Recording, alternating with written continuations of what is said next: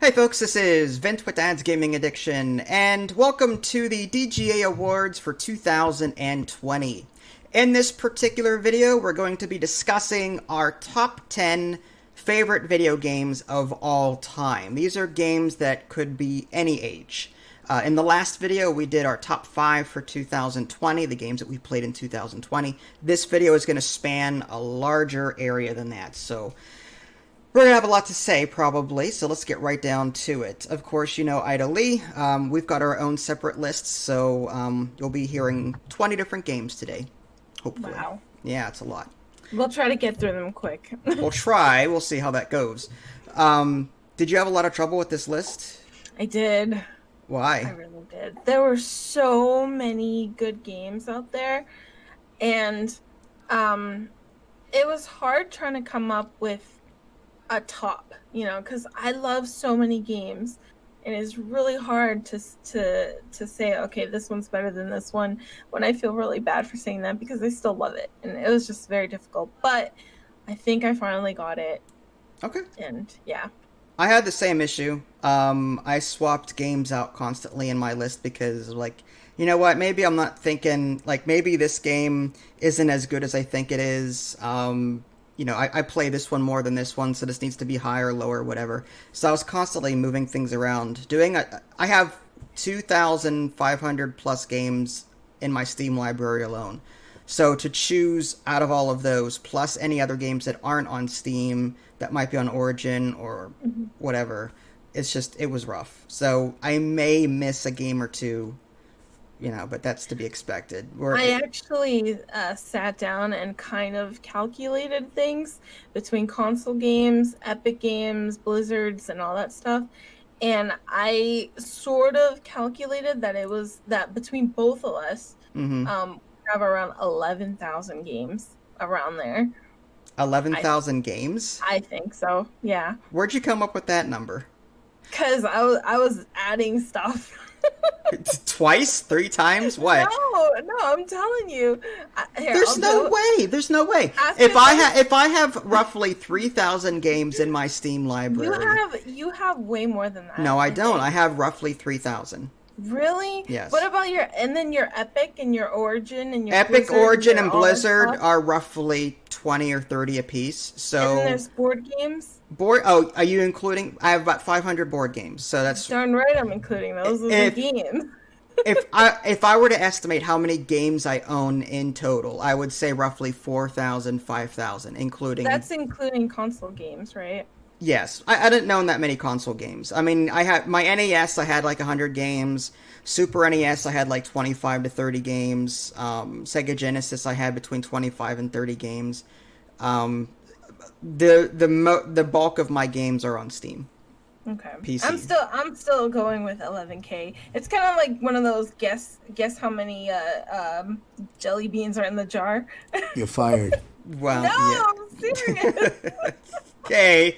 That's the sad part. I'm serious. You're off by double the actual number. I'm just saying. Yeah, maybe I'm thinking of Farm Together hours. Maybe you have 11,000 hours in Farm Together, but I don't have that many games. I have 4K hours. However, Bessa, you remember Bessa? 11K. Yes, Bessa probably has a lot of hours, and every time I see him online, he's in Farm Together. Even if he's not playing it, he's in it. So, hey, okay. Time is money. All right, let's get to our top 10. 4 minutes in. So before we stray to other topics. Yeah, before this becomes a Farm Together love fest, let's get into our top 10. All right, so my number 10. Let's go ahead and click a button or two because I'm so curious because I don't know this list. You don't know what I picked. Well, mine was Dungeon Defenders. This is one of the first. I played Orcs Must Die, and then I played Dungeon Defenders, and I like both games, but I like Dungeon Defenders because it has that multiplayer aspect to it. You're able to choose between different characters, level them up. You can spec them in different ways. It's a loot fest like Diablo and other action RPGs in the sense that different items drop all the time. So you're constantly trying to figure out, okay, do I want this item? Do I want to sell this? Do I? And that's just with one character. The DLCs in this game, which are numerous, by the way, add a lot more content to the game and more characters and more classes. So, I don't know. And this game is family friendly to boot. So for a third person slash first person action tower defense game, like this is probably one of the best ones that I've ever played. And I thought it with as many hours that I have in this game, I think it deserved a spot on my list. Cool. Do you have any comment on Dungeon Defenders?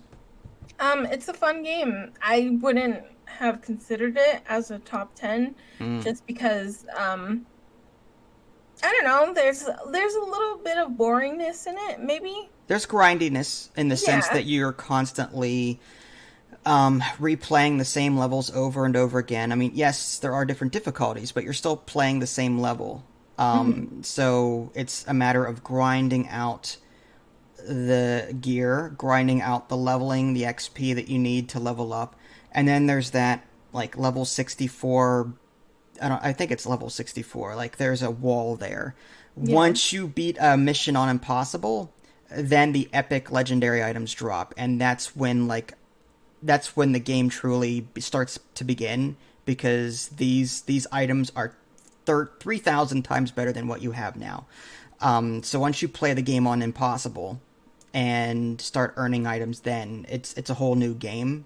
But there's that wall there. It's difficult. Yeah. But yeah, I have several hundred hours in this game. I have it on the Xbox as well. It's not a bad game at all. I find it super fun. It is. I love it. It's a great game. Okay.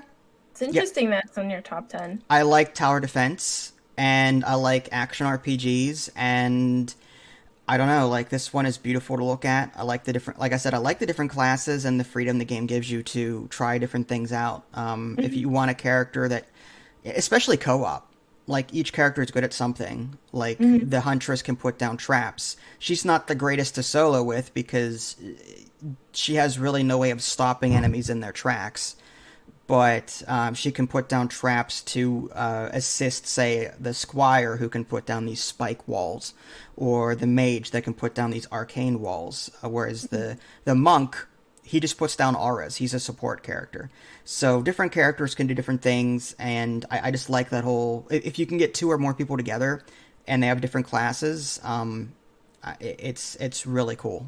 Yeah, so. I would love to install this and play it again.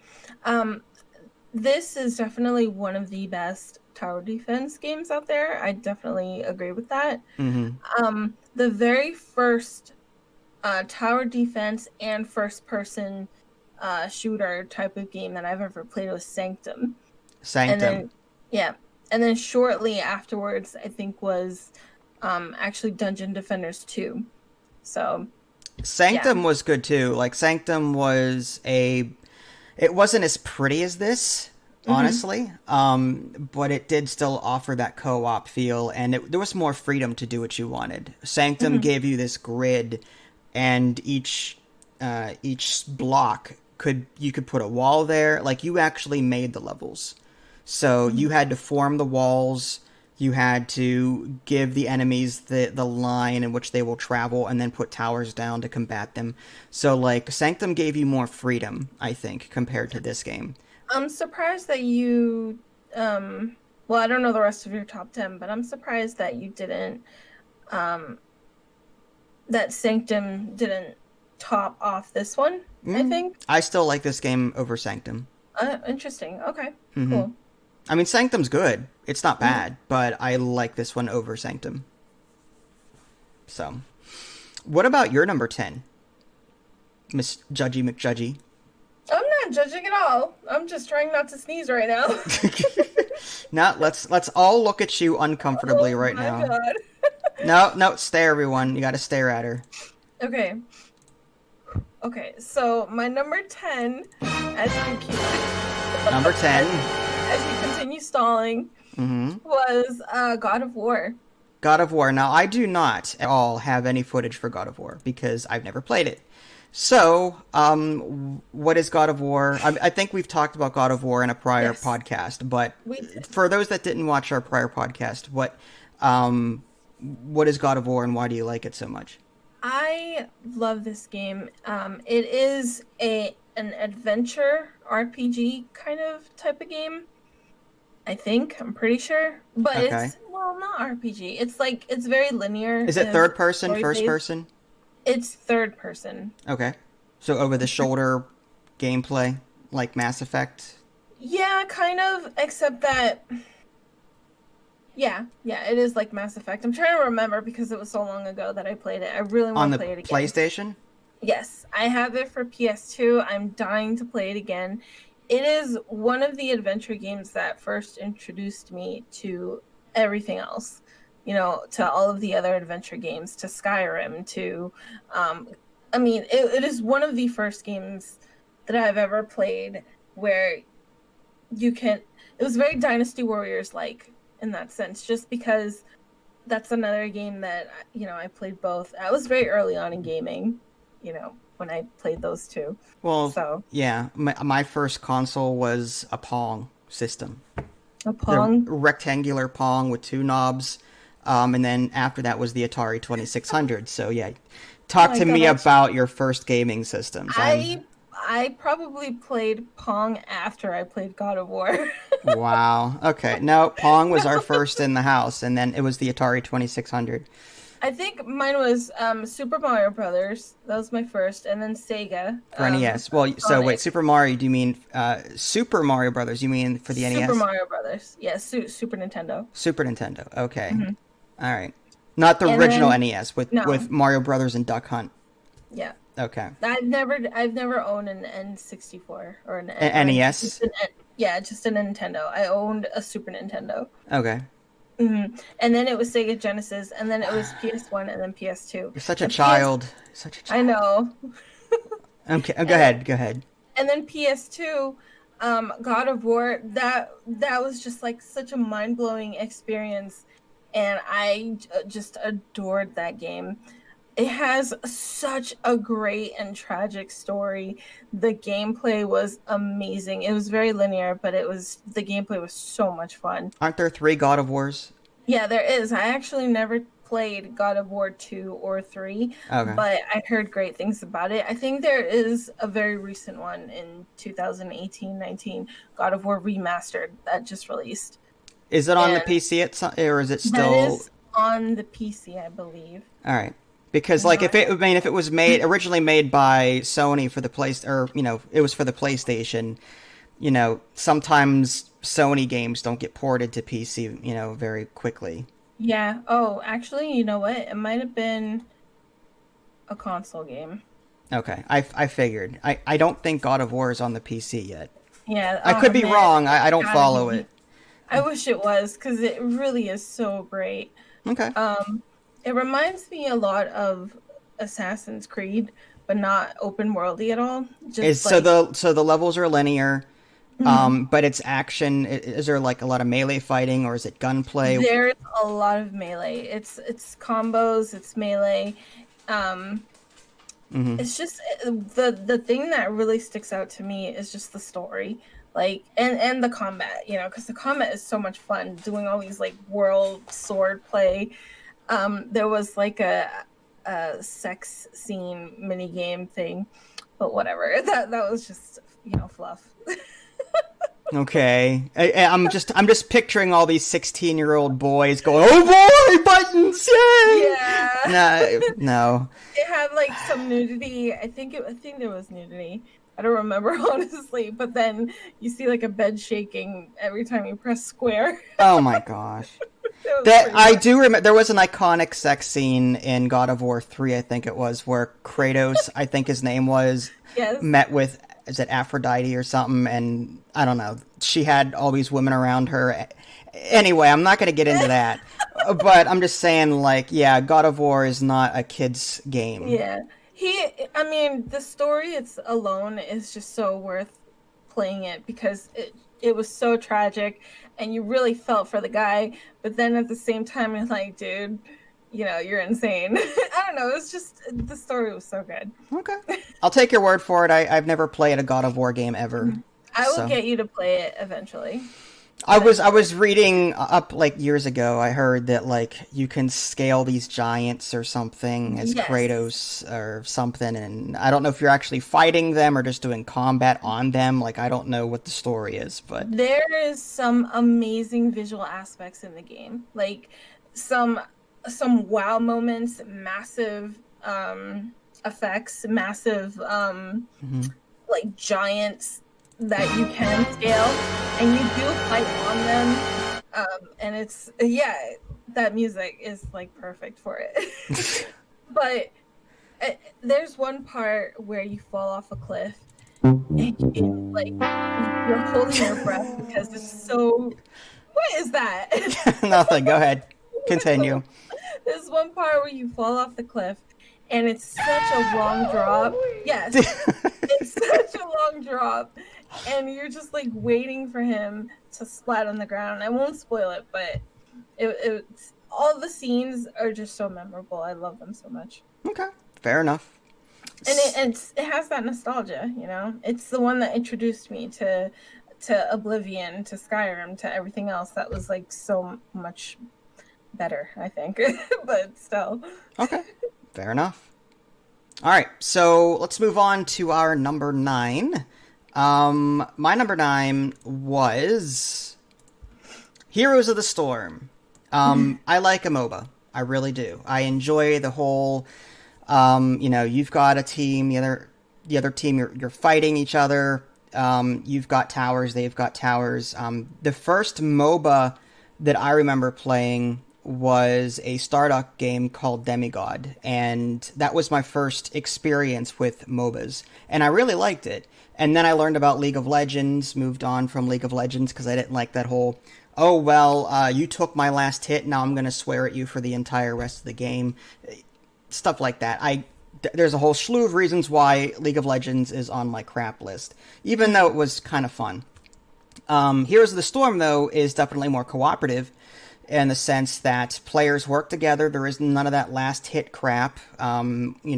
You contribute to your team. Everyone else contributes to the team in some way. There's no stealing. There's less of that stay in your lane BS. So, Heroes of the Storm, I think, and I like Blizzard products to begin with. I'm a big fan of games like Starcraft and Warcraft, and all of these different characters, except for Overwatch. I'm not that big on Overwatch. Competitive first-person shooters are not my thing. But still, all of the different characters that you may see in these games are in this one, and it's relatively fun. This is a MOBA that I could continue playing over and over again, and I'll get tired of it every now and again, but then I'll jump right back into it. It's easy to get back into if you've ever played a MOBA. What do you think of Heroes? I love this game. You love this game. It is actually on my list, but I will talk about it. All right, fair enough. That way we can like skip it when it does get to my. Okay, that's fine. And well, what we can do is you can wait on your opinion until you get to until we get to that part. We did actually do a podcast where we talked about nothing but Heroes of the Storm. Like we did, it was top 5 Heroes of the Storm characters or something like that. Mm-hmm. So if you guys are interested in learning more about Heroes of the Storm, go check out our podcast. We have one episode where we talked nothing but Heroes of the Storm and talked about the different characters. It's a lot of fun. I wholeheartedly recommend this game. If you like MOBAs but you want something more casual, you can play. You don't have to play with other people either. You can play like just yourself and bots versus bots, or you and a friend with bots versus bots. You know what I mean? So you can have just people join you, and then the bots will fill in spots that you do not fill in, and then you can verse other bots. And you don't have to play PvP if you don't want to. So again, it's very casual that way. Yeah. So, anywho. And it's very intuitive with the whole practice. They have a practice mode, and they have like a little analyzing feature on the list that any other mode doesn't have. Mm-hmm. And it's so nice, and you can just practice with someone who with a champion that you're not too sure about. Mm-hmm. And it's good. It's just a great game. In general, it's probably the 3rd or 4th MOBA I've ever played. I think League of Legends was my first, and I loved League of Legends, let me tell you. What other MOBAs did you play besides League of Legends? There's like Heroes of Newerth or something. Do you remember that one? No, actually. Okay, yeah, that was a thing. I don't even know if it's still around, honestly. But there was like Heroes of Newerth or New something. Yeah, it's called Heroes of Newerth. There was Smite and Dota. Okay. I I didn't play never. Dota and I didn't play Smite, so I Yeah, have not played any of those. yeah, I didn't play those either. I heard so many things. Then Awesome Knots. Do you Oh, know? Awesome Knots. Yes, that is a Mhm. 2D MOBA. Yeah, I like that one. I Yeah, I like Heroes better than Awesome Knots. I've said this plenty of times in prior live streams, but I think the developers sold out on Awesome Knots. Like it was a paid game. $15 got you like 10-15 bucks got you everything in the game. You could easily play co-op, whatever. They made it into a free-to-play model where just skins alone are like $5 a piece, and like to me that's selling out. Like just yeah, you change your model from 15 get you everything to nickel and diming the crap out of people. I'm sorry, but you lose all respect in my eyes. Even though the game was good, you just that whole nickel and diming crap. When you jump on that train, I just I lose all respect for that kind yeah. of business practice. So anyway, Awesome Knots. Yeah. Heroes of the Storm. And Go ahead. yeah, with League of Legends, I was addicted to that for like 3 years, and they did something to it that I absolutely despised, and I quit it. And you recommended Heroes of the Storm, and I instantly fell in love with it.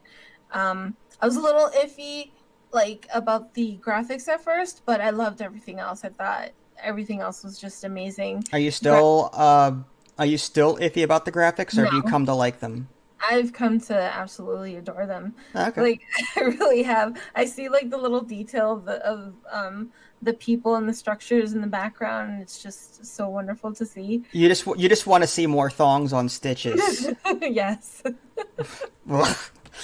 I that can't. awful character. I can't A do no. monster with dude, I was showing Kayan, a buddy of ours, the thong on Stitches, and then when I kept showing him other characters, dude, I didn't realize how many monsters that we have in this game that have thongs. Like it's so And they're amazing. all monsters. It's not like Nova or the pretty girls that have the thongs. It's the No, it's the it's grotesque monsters. They're the ones that have the thongs.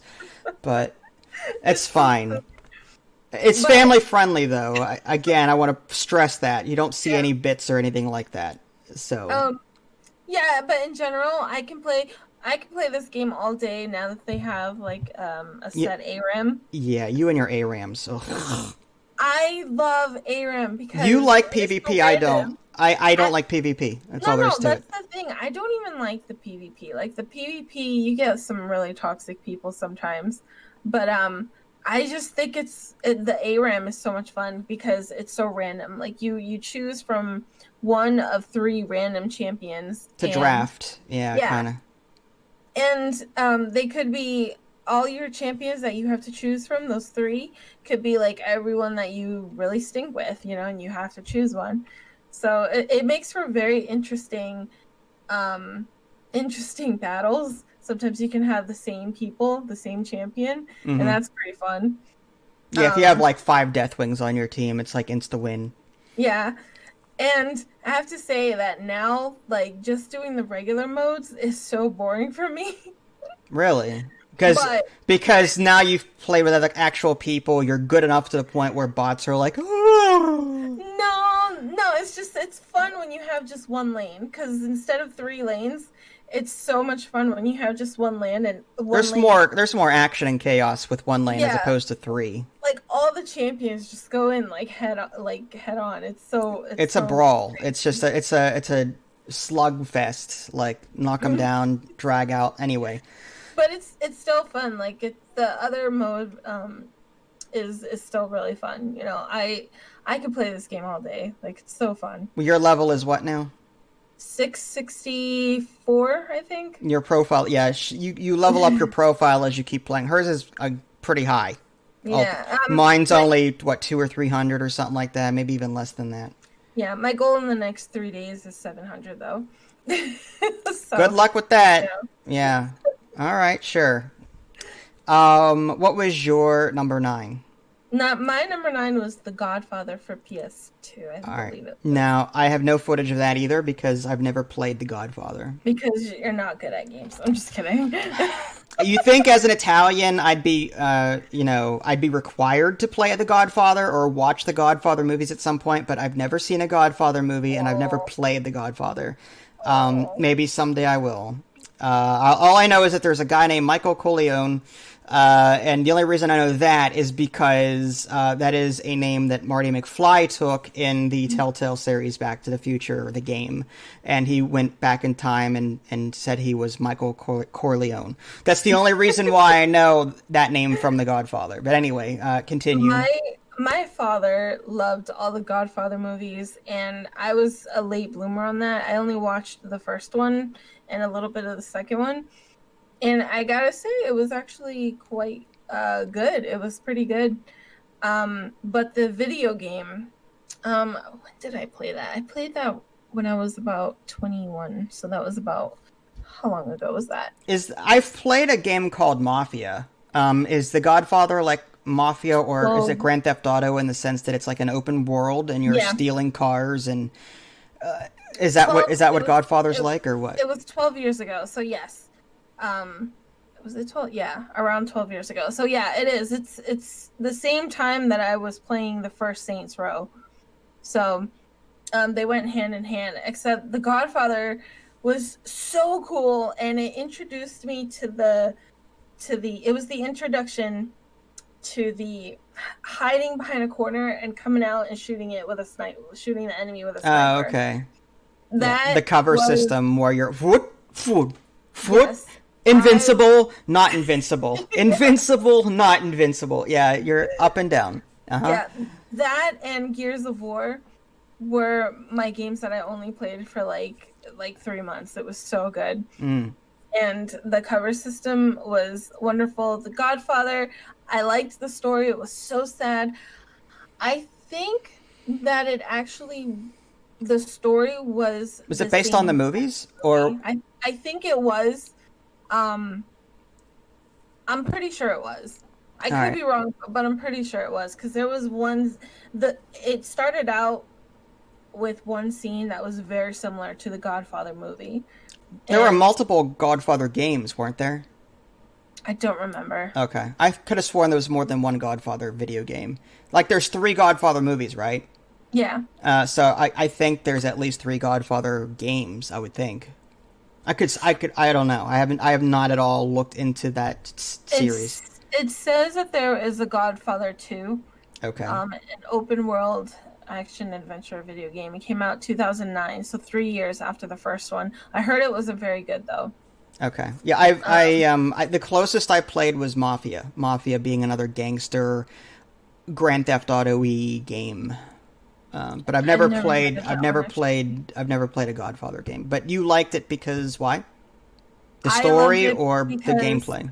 the gameplay was fantastic, and it's the one that introduced me to the whole sniping, snipe and cover. I Hmm. didn't even know that was possible in video games. I thought like you always had to go head on in a video game and not sneak around and stuff like that. That was the Or run up to a wall and face it, like so that your head is right here with the wall, and then you sidestep out and then shoot, and then yeah. you sidestep back, like yeah.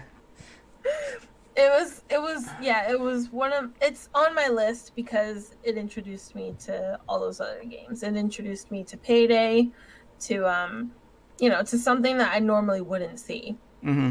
So Okay. yeah. Godfather. Cool. Mhm. I For guess PS2. PS2. All right. Good. All right. My number 8 was Skyrim. There are a ton of these types of games out there. Open world, first person games. Fallout 3 and 4 come to mind. But when I thought about it, I actually liked Skyrim over the Fallout series, just because, as I've said many times before, I'm a big fan of medieval stuff. Mhm. I like the medieval, like the show Merlin. I've seen that like twice. Any chance like Game of Thrones was right up my alley because of that whole medieval stuff. Like I Yeah, don't know. Skyrim has classes as well, Yeah, doesn't it? Cleo. Yeah, that's what I'm. Yeah, I didn't get there yet, Oh, but sorry. just no. My first point that I liked was yes, there's the medieval stuff. Mhm. As you said, there are classes. It like not classes per se because you can level up your character any way you want to.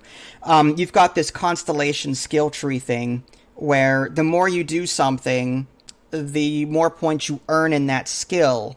And if you get a high enough number in that skill, you can then take the next branch or whatever along these different constellation trees. So the more you sneak, you level up your sneak, and then you can start taking skills in that sneak skill tree, and so on. So yeah, again, it's like Oblivion, which is the game before Skyrim. The more you do something, the more you level up in it. Number two, I liked is that I guess number three, I like the scenery in this game. Like it's fantastic. Climbing a mountain and then looking out over the vista there, it's like it's beautiful. Like these are screenshot worthy things in 2020. Even though the game is how many years old, but you could still take screenshots in this game and set them as your desktop background because they are that beautiful. I just love how much effort went into making the game look good, and that's without the mods to make it look more realistic. There are mods out there that make the game look even better, but I play vanilla Skyrim. I don't play with mods, and I still have a great time with it. My only complaint with Skyrim really is the inventory management. Mhm. Trying to go through the menus and sort things, and it was a pain. It was a nightmare. Like you can't put chests down like you can in Fallout 4, and then like label them and stuff and make them different. Like I had to like designate, okay, this chest and this dresser in this house is going to be for potions, and this dresser in this house is going to be for clothes. So I had to manually sort, and it was a nightmare. Just inventory management in general in Skyrim is a nightmare without mods. Yeah. But overall, as a game, I love how you can in one playthrough you can be this mage that dual wields like fire in one hand, frost bolts in the other. Or the next playthrough you can go to the thieves guild and you can learn all about sneaking around and you can steal things and then sell items that you've stolen to an underground market guy that can actually he'll give you money. You can't sell items that you've stolen to typical vendors. You have to actually bring that to like a black market vendor and sell to him, and the thieves guild lets you do that. So I don't know, like there's every time I play this game, there's always something new I'm discovering, even though it's 2020. And I've replayed this game several times, and every time I'm finding a landmark that I've not discovered before and exploring it. I may not know how to get through it because it needs some kind of claw that I don't have, or it might need this, or it's part of this quest chain. Like I never knew I needed to talk to this person to start it, but still, it's a fantastic game. Do you have any comment on Skyrim? Yeah, I love Skyrim, my lord. Is this on your list too? Are you allowed It to is talk? my All list. right, And then we'll not talk about it until then, if you when want. I said classes, I meant races. Like the Oh, yeah, I don't care. Like, yeah, there's cat people. I'm always a human. I'm not that kind of person. It's like, oh, let's be a lizard. Oh, let's be a cat person. I don't care. No, I'm not going to be the Kazit or whatever the name, uh, Khajiit. whatever the Khajiit or cat They whatever. each race gave like a unique ability. So I thought that was pretty cool. Like the reptile made it so that you can swim faster and that you can like breathe underwater or something like that. The Um elves, I think, were like more elven ranger classes. Like, yeah. The dark elf, it says here, surrounds the character in fire for 60 seconds. Another elf makes all surrounding animals your allies for 60 seconds. And they all have different perks. I remember I was the Khajiit for the first time, the cat, and I had improved night vision, and that was so much fun. every nice. time every time I played like another character, I'm like, man, I don't have my night vision anymore. Did you ever try But being a vampire or a werewolf in this game? I think I was on the path to becoming a werewolf. Yeah. I remember going into like the werewolf camp and doing all their quests and stuff. Mm-hmm. I don't think I got as far as I wanted to because all these side quests they took forever to do. Mm-hmm. And you don't have the expansion packs, do you? I do. I have the whatever edition that is like it's the remastered edition on Steam. I think people got that for free, or I got it on discount because I had the original game. But it's like the remastered version that comes with all of the definitive edition, whatever it is. It comes with all the stuff. So I think I have everything. I was building a house. I was starting a family, but I didn't get that far yet. Yeah, I was just about to mention like you can have a family in this game, and I think that it's just so cool. And it's one of the reasons why I like the game Medieval Dynasty, because it took that to a whole nother level, the whole family thing, where if you die, your heir, your son, or whoever, your daughter, can you can take over as them. Yeah. So that's interesting. I never got that far. I'm always one of those. If I die, I just reload. I don't do that whole. Yeah, I don't want to lose. I don't want to lose all those hours of progress on my character. The next generation, I think you still get to keep everything though. So I think that's such a cool mechanic, and I kind of wish Skyrim had that if it doesn't already. I don't know, but I definitely have to play Skyrim again. Oh, and Oblivion. I played Oblivion shortly after I played Skyrim, and it did not hold a candle, honestly. Oh, it doesn't. No, I didn't play Oblivion that much. Like, I just remember some annoying kid following me around everywhere because I had won in the arena. Like, I had beaten all the guys in the arena. So this kid, this fan, kept following me around because he was an awestruck. Because I was the victor of this arena battle or whatever, and it was just annoying. This kid just kept following me around, but that's all I remember from Oblivion. But I never really played this style of game before Oblivion, and then when Skyrim came out, I fell in love with it. Yeah, it was just there's just so much here. Yeah, same here. Okay. Well, that was my number 8 at this point. What was your number 8? Mirror's Edge. Again, I have no footage for Mirror's Edge because I don't own it, never played it. Oh my gosh, dude. I can family share it with you. I want you to play it, although I know how motion sickness you get. So that and the parkouring and like... a bad idea. From my understanding, Mirror's Edge is very parkoury. Yeah, it is. And I love it, though, because you're always on rooftops. Always. Like on huge skies. You feel like Spider-Man in this game. And you're always like jumping from rooftop to rooftop, and there's unique ways to jump to all these buildings, and your heart just goes into your chest because it's so high. You're always so high, and it's a thrill. Like, that game is such a thrill. I love roller coasters. I love amusement parks. This game is my amusement park. It's so much fun. Is it third person, first person? It's first person. And it was for the PlayStation? And no, it's for Steam. Okay. All right. Wasn't sure what I could have sworn it was on a console at one point. It probably is. I have it for Steam. Okay. One of these days, I would love for you to review. I'll pay you to review it. Wrong. I would. You can play it right on my library, right on my Steam.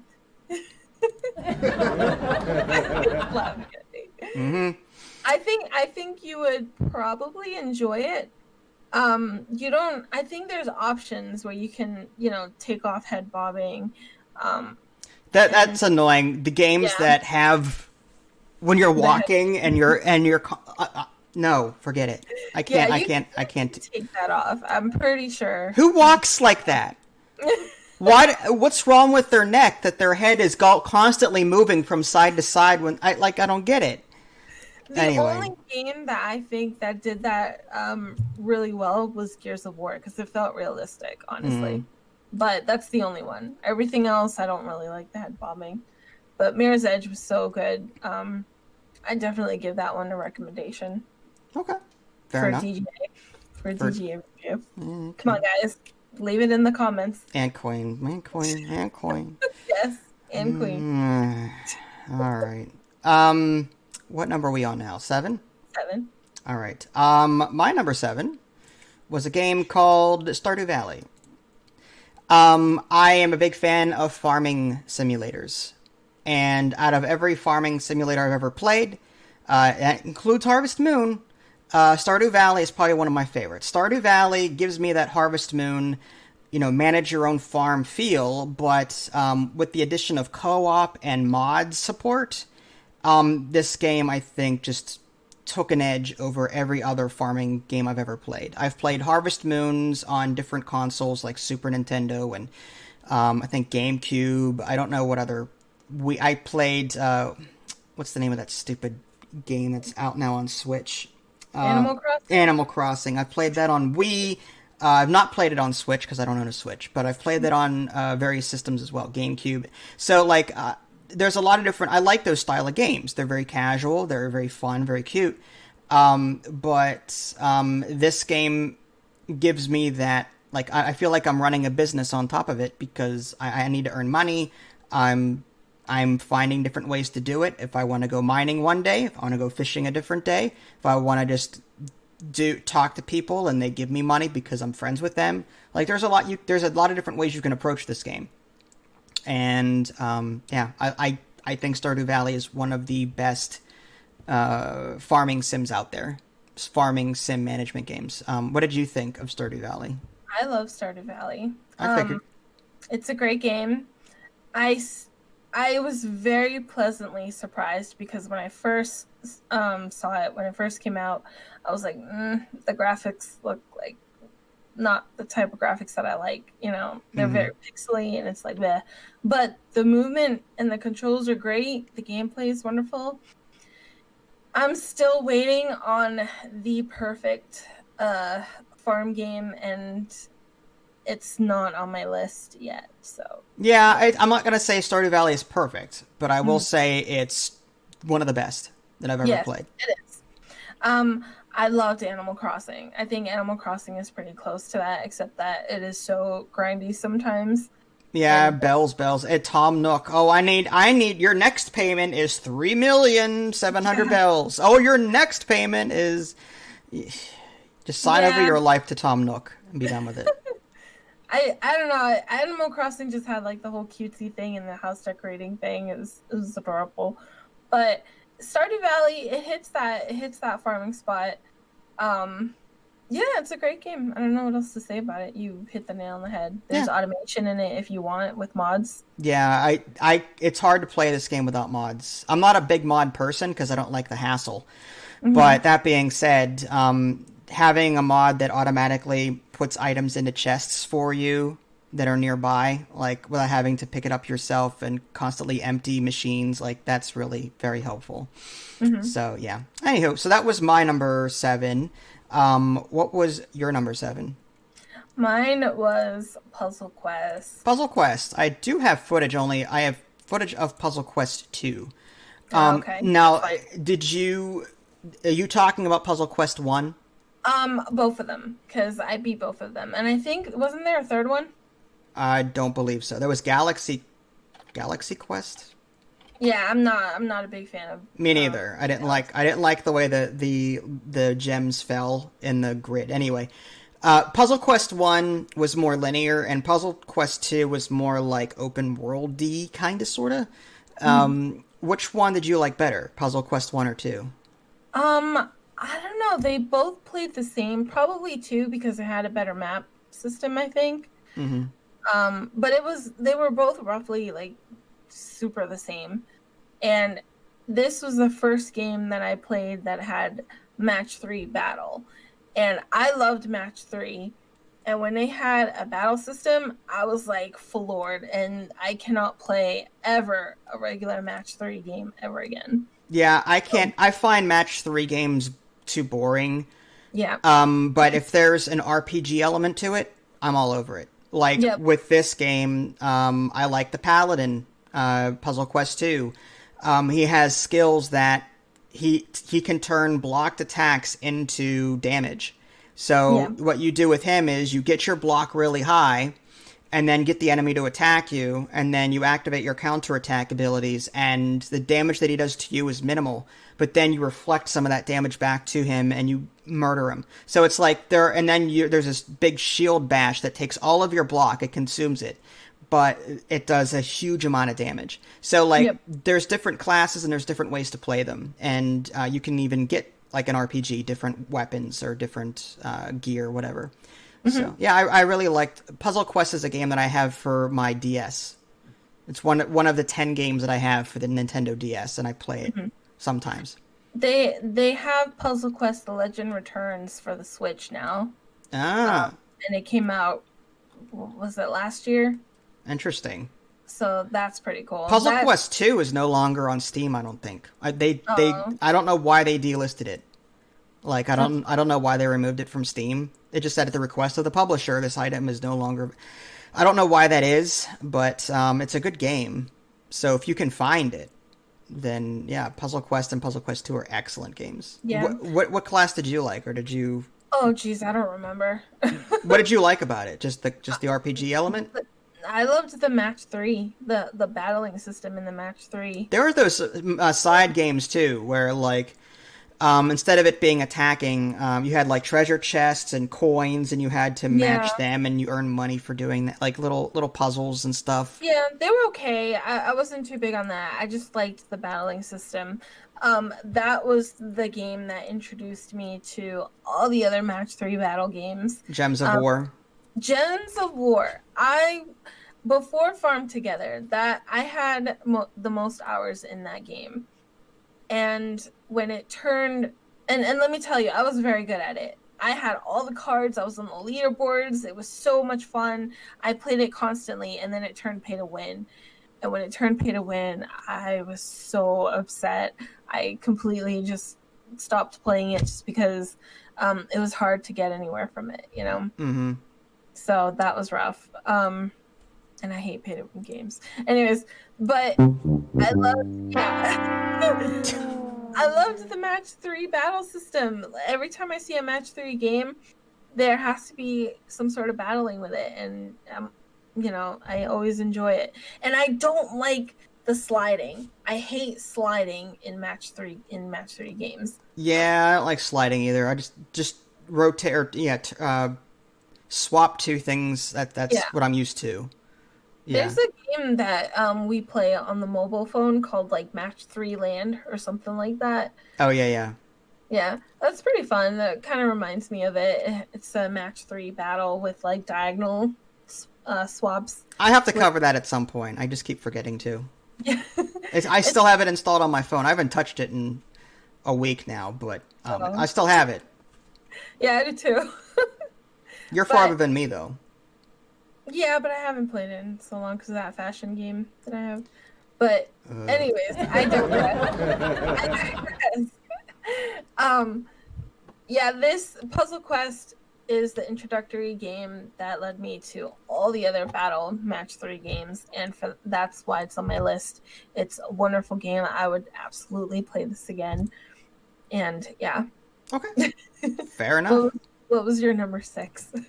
My number 6 was Deep Rock Galactic. Ooh.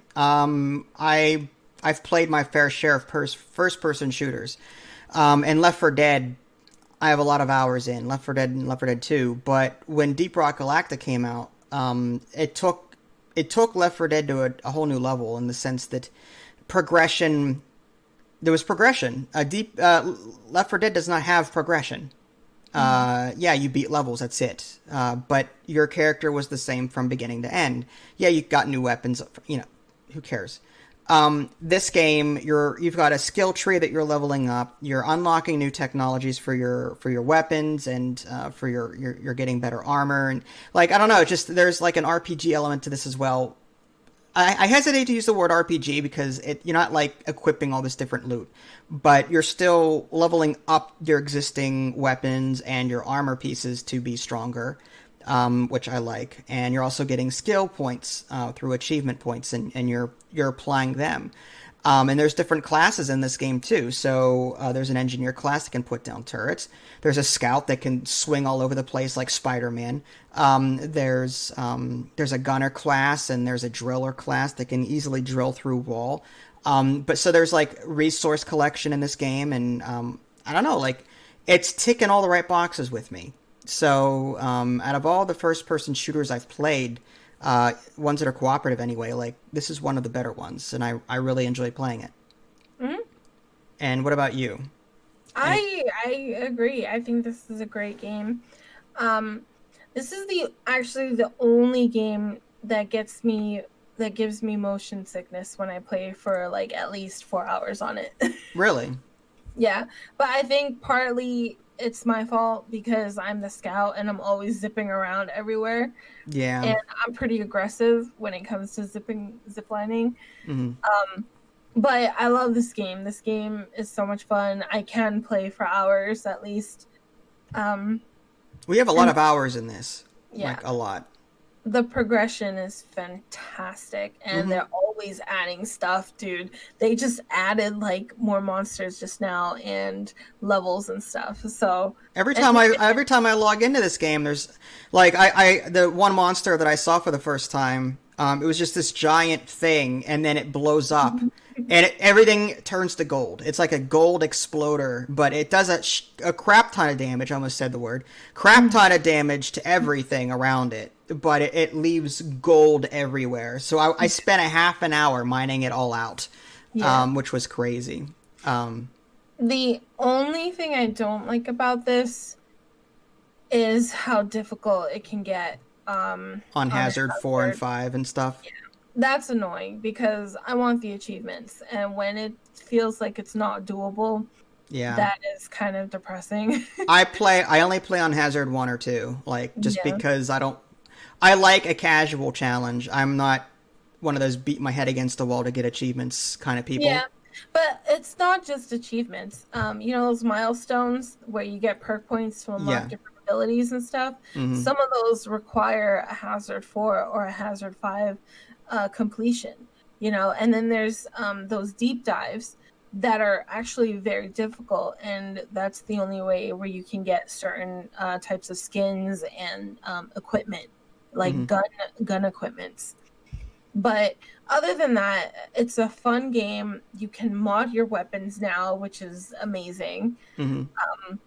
I have like so many mods on my weapons, and you can always like choose, you know, so you can have like a frozen gun, or you can have like a very explodey type of gun and all that.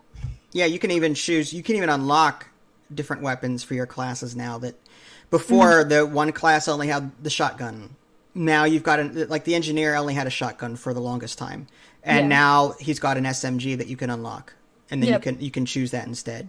Hmm. So I like that. So they're like you said, they're constantly adding stuff to the game, and the levels are pretty cool too. They're randomly generated each time. You've got different biomes, like the ice biome that you're seeing here on the screen.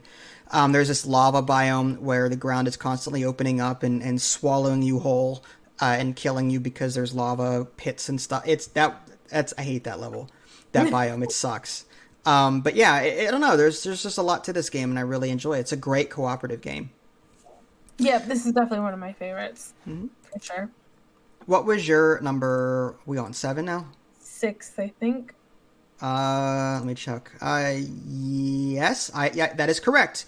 Number 6. What is your number 6? My number 6 is StarCraft. StarCraft. Now, I don't have footage of StarCraft 1. Is that what you're referring to? StarCraft 1? Or are you referring to StarCraft 2? I am mostly referring to StarCraft 1. All right. Well, what you're looking at here, folks, is footage from StarCraft 2. Yeah. They both are RTS games, and they both have Terran, Zerg, Protoss. Mhm. So you're not gonna find too many differences between this Yeah. and StarCraft. But um, The only difference is just graphics, I think, really. Um, but StarCraft 1 had just nostalgic effect, I think. StarCraft 2 has new modes as well. Like there's different playable modes that you can have instead of just typical campaign or just skirmish. There's also like this whole library of different modded games that you can play that people have created. Like there's left. It was based off of one of the StarCraft 2 levels. It was Left to something. It was supposed to be like a Left 4 Dead themed thing, where during the day you build up your base and you go kill the Zerg, and then at night zombies from the outside come at you and you have to defend your base. Like Yeah. there's different modes like that you can play, That, like an arcade. that was in StarCraft 1 as a campaign, as one of the campaign missions. I thought it was StarCraft 2 as one of the campaign missions. It's also in StarCraft One. Is it? Okay. I may. All right. I'm not sure. I haven't really played StarCraft 1. The last time I touched it was back in my Warcraft 1 days. Warcraft 1 and 2 days. It's been a while. But Yeah. StarCraft 2 was fun because it increased the number. StarCraft 1, you could, I think, highlight 10 to 12 people as opposed to Warcraft's 8 total. Mhm. So, like, you could highlight more units at a time.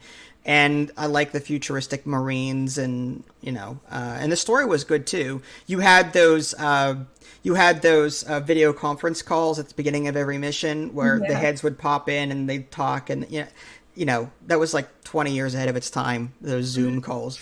I liked StarCraft too. I did. I just think that the first one had More nostalgia. more nostalgia, and the thing I kind of didn't like about StarCraft 2, which really stunk for me because I thought I would like it, was the lobby. When you go back to the lobby, there's like this static screen, and if you want to pick a mission, you click on like the television. If you want to talk to the person, you talk to this guy, and that's cool on paper, but on execution it kind of fell flat for me, I think. Because you were But I just want to do this. What's the quickest way to click this button? yeah, kind of. I think it was just hype. It was so when StarCraft 2 came out, it was so hyped, and it just wasn't as mind-blowing as I thought it was going to be, which stunk. I think that's probably why I like StarCraft 1 better, which is not a good valid reason, but I don't know, StarCraft 1 was amazing. I I was so addicted to that game that my family really, Did they hold some sort of intervention? they not an intervention, but they told me every single day after school that I need to get rid of the game. Wow. But They because you were on it so much, or because Yes, of what the game represented from. both, Okay. both. Yeah, Interesting. they didn't like the whole alien thing, that like, the evil aliens, which I understood, you know, because as a kid, you have like, you're just looking at all that bad stuff. But they also just didn't like that I was on it all night, all day Mm, and all night, always going late to school because of StarCraft. I see. But I did something that was pretty funny. There's all these in skirmish mode, there's all these map seeds, right? Hmm. They have like millions and millions of map seeds. I took a notepad and I went from 1 to, I think it was about 77, and I made sure that I harvested every single crystal on the map before, and then I would beat Wow. the enemy, and then I would go on to the next map, and I kept track of it too. It was so fun seeing the little. You and your achievement hunting, like you make up achievements There's for no yourself to do. Yeah, yeah. There was no achievements for StarCraft 1. This was Right. like So pre-season. you're making up your own achievement system Yeah. for. Wow. Hey, I if there you've was got the time on your hands, go for it, I there was guess. there was something so satisfactory about harvesting crystals with those tiny little machines. Just the sound, like that, it was like my own little ASMR, back then. StarCraft ASMR. Yeah. But I like the second Proceeding. one. The second one is great. Oh, and the voiceovers was just so fantastic. Mm, You know, I agree. the The voice protein. acting was pretty good. Hmm. Well, yeah, it's like Warcraft. You click on a unit too much, they'll start saying different things. StarCraft did that too. I love, and then the story. I always tell you, like, you have to finish it because the story is just so amazing. I'll get around to it at some point. I'm on the last mission. I don't even remember what's going on anymore. I'm gonna have to read up on like what happened up to that point so I can continue playing it. Yeah, Like I'm on the last Zerg mission on the second. Like there's the Terrans campaign, then the Zerg, and then the Protoss. I'm on the Zerg campaign and I'm on the last mission, but I don't remember anything as to what's going on. oh man, So like I need to either great. replay the entire campaign or just keep going and try and pick it up if I can remember. You know what I mean? I hate the Protoss levels. Like I don't care. Like I'm not big on the Protoss lore. You know what I mean? Yeah, I don't care about the lore, but their buildings are Oh yeah, fantastic. I like the shields. Like the Protoss shields are awesome, but like when it comes to who Zeragorg, just all these They're a different tool. Zera to whatever. Like I don't care where they came from or who their descendants. I'm more relatable to the Terrans because like I've got like when I think Starcraft, I think of Starship Troopers. Mm. The aliens, the bugs versus the humans. I Yeah. can relate to that more because of Starship Troopers. Then you get these Protoss. I'm like, oh, who I cares? I don't I don't really like the Protoss. However, I kind of do at the same time just because they're a mix of it seems like they're a mix of both the Zerg and the humans, but like so much more advanced. Right. And that's what makes them like kind of interesting and really creepy to me. They're just so much more advanced and a mixture of both of the other races. But I can see that they're the most least um favorite, Mm. I From guess. from a relatable standpoint. Yeah. That's all I mean. I'm not saying they're a bad faction to play as. I'm just simply saying I can relate to them the least. You know what I Yeah. mean? Hmm. So number 5. Let's see what I got going on here. Number 5. Creeper World Arc Eternal 3. So Creeper World 3, 4 just came out. I have not played it enough.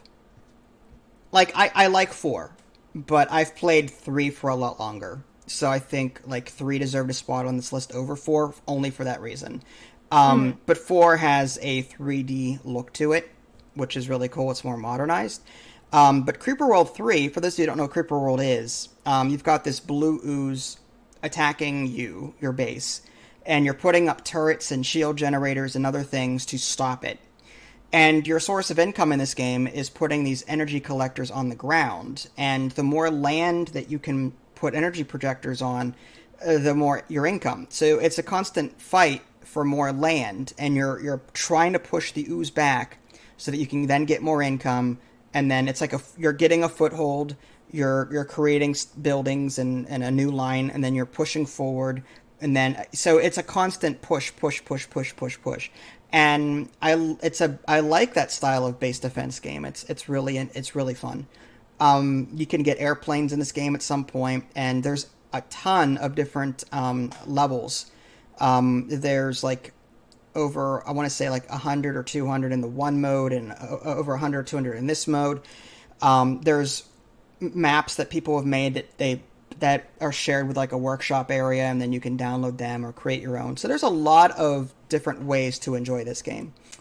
You've played Creeper World before, right? Yes, I love the third one. I don't think I even played the first or the second one, but The first one is like the third one. The second one I've never touched. mm, People keep telling me to try it. I may try it at some point. I wonder how different it is. I don't see really any difference. Creeper World 2, from my understanding, is more vertical.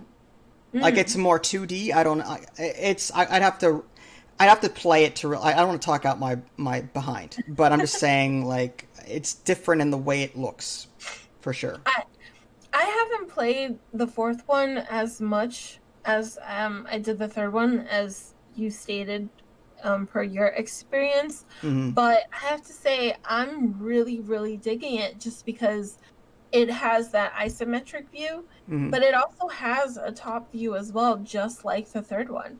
So the Hmm. fact that it has both of those options, I think, makes it super superior. Yeah, I agree. I think Creeper World 4 definitely has the better viewpoints, but Yeah. I didn't want to like throw that on my list. Like Creeper World 3, I think like for reasons that you stated with in terms of StarCraft being nostalgic, Creeper Yeah. World 3 by extension I think is more nostalgic right now than Creeper World 4 because I've played it more.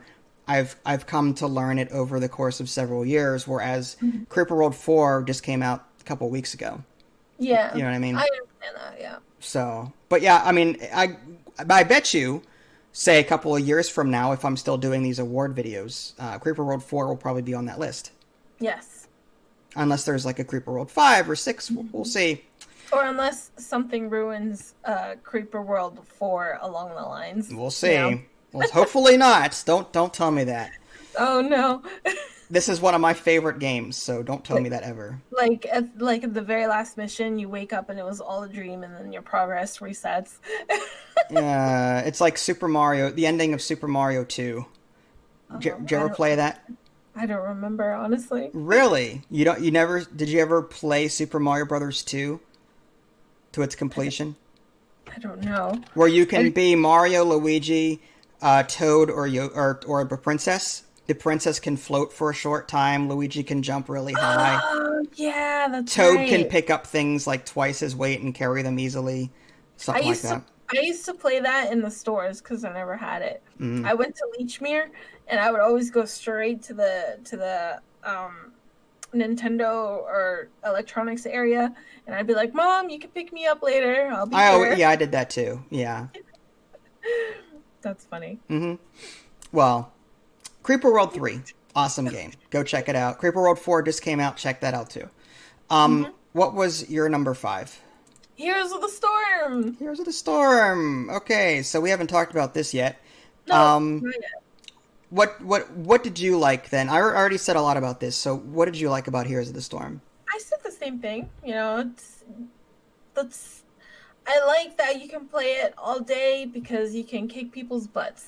All right, Heroes of the Storm, number 5. All right, Okay. what was your number 4? Are we seriously? Okay, fine. That's fine with me. The sooner we get this done, the About this so much. I agree. I agree. All right. Number 4. Let's go ahead and move on. Number 4. Fine with me. My number 4 was Tropico 4. If you got a Um, problem with that, leave it in the comments.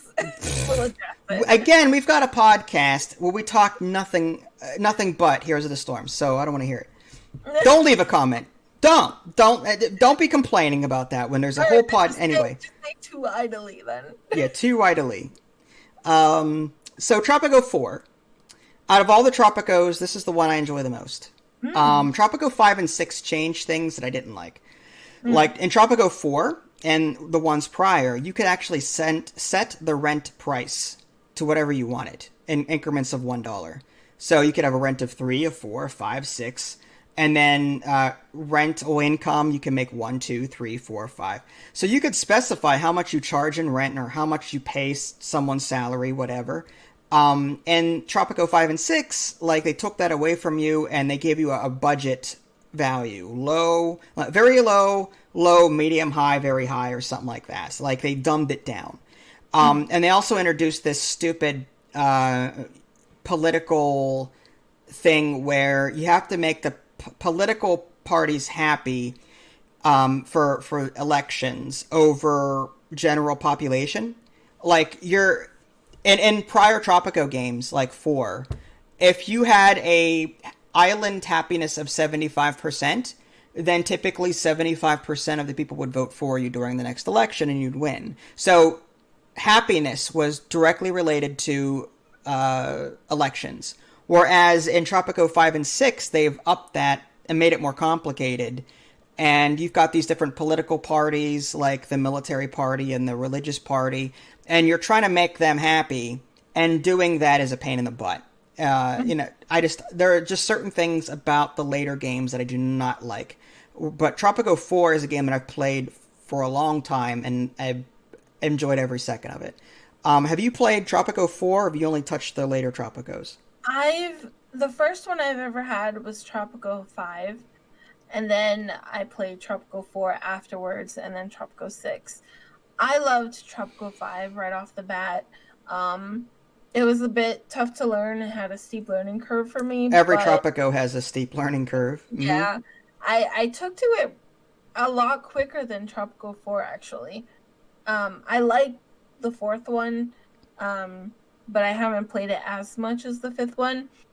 The sixth one, however, is now starting to creep up on the fifth one.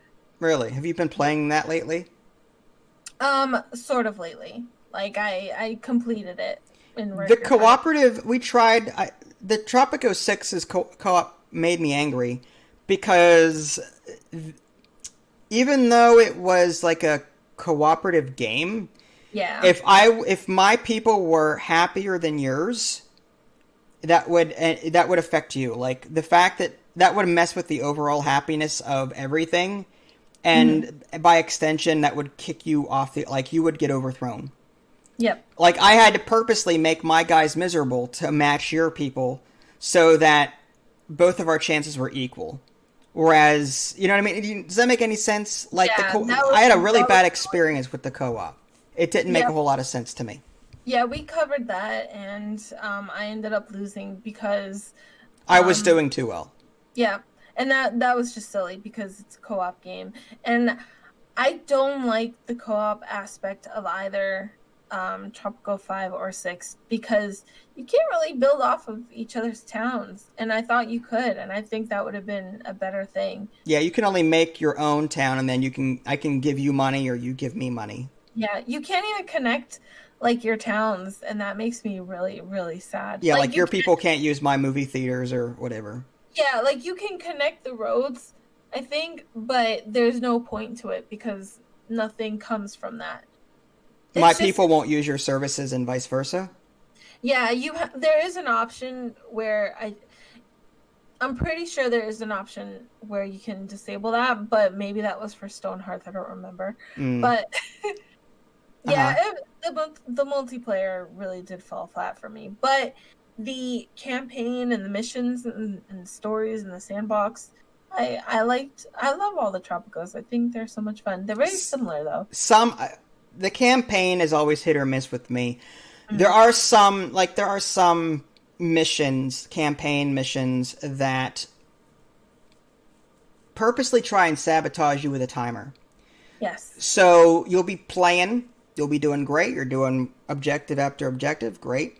And then, oh, I've got 24 months to do this or I insta lose. Yep. And so what I have to do then with my campaigns is I ignore the first non-timed objective, build up my economy as high as I can make it, millions of dollars, and then I'm blowing through the missions real quick because I've got a ton of money. So rather than doing the objectives as I'm able to, I purposely get stronger than I need to be so that I can easily blow through all of them, even the ones that are timed that come up later. I Yeah. hate those surprise timed tasks. I really do.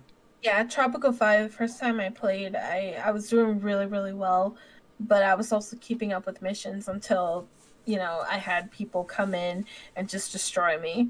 So I rage quit that for a little bit, but then I kept playing it, and after knowing that that was going to happen, my strategy changed a little.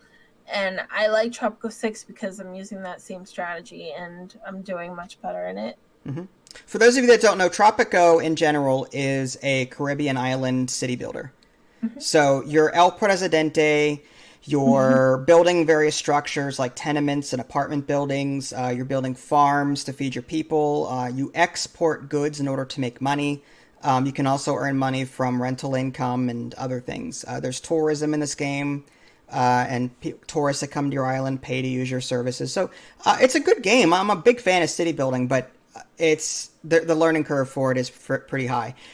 Try learning this game though in Tropico 1. It's near impossible. I spent several frustrating trial and error days trying to learn Tropico in my youth. I thought you can years.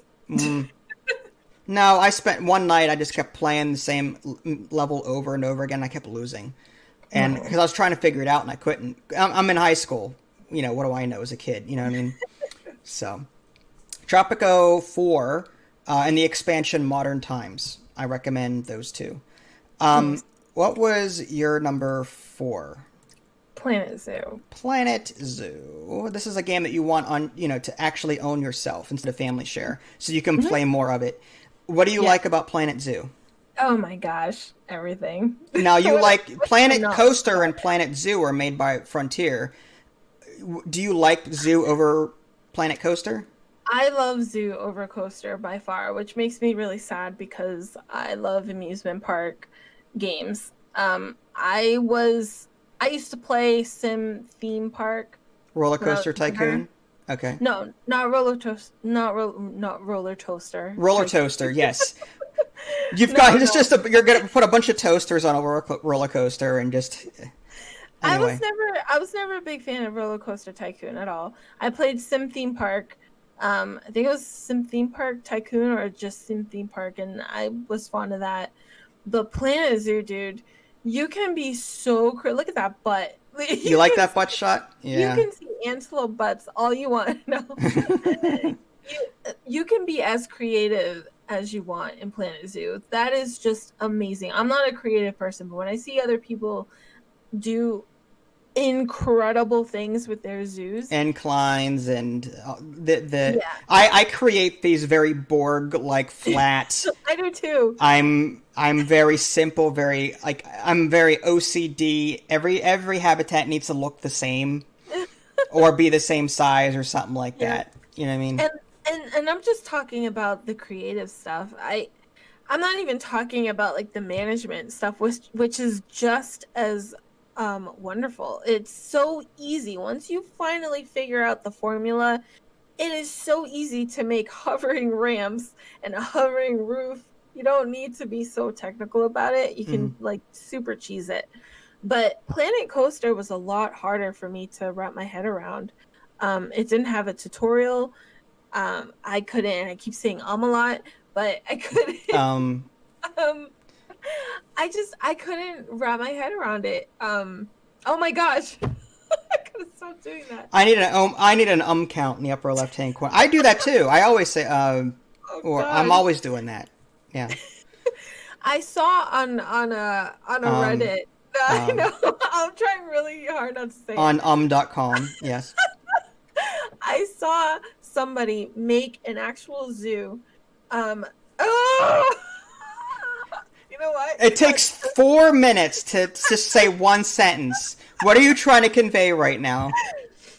There was somebody on Reddit that made a zoo. Do you understand the words that are coming out of my mouth? I feel like I need to take a drink of milk every time I say it. Okay, so there was a person that made a zoo that was it was a book. It was an elephant pen, but in the shape of a storybook, and it was huge and it was amazing. And then I've seen my friend Twitch and put it on her YouTube or whatever, and her works are absolutely fascinating. I don't do that stuff, but I take it from the workshop, from the Steam workshop, and I put it in my own zoo, and I love just touring it. It's so nice. I love that you can breed in this game. It is so wonderful. It gets out of control though. Like I had a habitat with spiders, and they kept breeding. And I'm like, I started with 2 spiders. Now I've got 4. Now I've got 8. It's too much. Now I need a second spider habitat. Oh, now I've got like 3 million spiders, and I'm trying to sell them off and get rid of them, but they just keep breeding. They won't stop breeding. Like that's because you have you own like those little amphibians. Yeah, it's just they're little. Yeah, they're yes. Yes, the amphibian cages are the tiny ones, not an actual pen for the animals, but the ones in cages. No, the ones in. I'm picturing like 5,000 spiders in like in a habitat the size of a bear habitat. Just all these different spiders running around all over the place. But you can. If there's like a thesaurus, not a thesaurus, there's an encyclopedia. This is going great. My hand is hovering over the "Do you understand?" button. Just repeat it, just spam it. Do you understand? Do you understand? Do you understand the words that are coming out? There's an encyclopedia in the game that tells you like all the gestation periods of every animal, and you can really just weed out all the animals that give birth or reproduce too much. Or you can just buy animals that don't have any fertility. So there's workarounds, like if you don't want to have an out-of-control breeding system. Yeah, but then they die, and then like I want a self-sufficient. Like I only want 1 or 2 offspring that then they produce only 1 or 2. Like instead of it being like 15 offspring and 1, you know what I mean? Yeah. Like I like this because there's a puzzle element to that, you have to really kind of not calculate, but you can, what's the word I'm looking for? You can really think ahead, you know. Yep. This Planet Zoo is basically chess for me. Yep. So Mm-hmm. I love this game. The animals are cute. It's easy. It's beautiful, and the breeding can get a little bit complicated in the sense when you're trying to get albino animals or stats or like increasing stats, and you can have franchises. There's a community that you can have, like you can have other people like your Steam friends come in and visit. And I'm talking too much about this game. What's your number 3? I'm listening. I'm listening. It's fine. I mean, Planet Zoo is fine. Like I like Planet Zoo. I don't get to play it as much as I'd like to. I'm not that good at it, but I enjoy. There was a Zoo Tycoon series for the PC way back when, not way back when, but relatively way back when. Zoo Tycoon, Zoo Tycoon 2. There was also like an aquarium expansion for that. So I enjoy zoo management games, and Planet Zoo is fun too. I just wish I wish it wasn't, oh, this DLC is $15. It has 3 extra animals, big deal. Or this DLC is aquatic and this gives you 5 animals, but you have to pay $20. Like for 4 or 5 different animal types, you're gonna nickel and dime people. Like now you're getting into Paradox Interactive territory where they're nickel and diming for every DLC out there. You know what I mean? So I'm not a fan of the Frontier development. I have to wonder if Planet Coaster does that with rides. You know, a DLC for 3 different rides. There's like a Ghostbuster themed expansion you can buy. There's different themed expansions for Planet Coaster. Yeah. Mm-hmm. I see. You don't even have to be good at Planet Zoo to cheese it, because you can, like, as soon as you know the formula, you can totally cheese it. I'm not very good at this game, but it is so easy to satisfy all my animals, to satisfy all my employees, because you can literally just make hovering restrooms, you can make hovering sidewalks, you can make hovering roofs, so that the animals don't get cold, you know, from the snow that falls. That's cheating, but okay. That's an exploit. No. You know what? So put in heaters. It's the future. You can use the excuse that you're making a future Planet Zoo, you know? Sure. Okay. A space zoo. A space zoo. Okay. All right. What number are we on now? Number 3? Mm-hmm. Number 3. My number 3 was Ultimate General Civil War. Oh. I have played this several hundred times. Love it. I love the gameplay because like it's fairly simplistic. It's not one of those complicated strategy games that you need several years to learn. No, you click and drag where you want units to go, and they'll walk in that arrow in the path you lay out for them. And in between missions, you're building up your army, so you can have a bunch of infantry brigades, you can have artillery, skirmishers, you can have horsemen, cavalry. So, and then you can even buy weapons for the different infantry and outfit them how you want based on the money that you have. And you can also level up your profile as you play, so that there's like politics where you level that up and you'll get more rewards per mission. Or if you level up medicine, then you automatically heal so many percentage of wounded soldiers every round or whatever. So, and I don't know, like, and the gunplay is just very satisfying. That's all you hear for like half an hour to 45 minutes every time you play this. It's just the muskets or the rifles going off. But it's really satisfying to watch. You've never played this, have you? No, I haven't. Is it kind of like Company of Heroes? Company of Heroes... No, Company of Heroes is more arcadey in the sense it's more an RTS. This game is a slower RTS in the sense that it takes time for your regiments to get from point A to point B. It's not this is not instant gratification.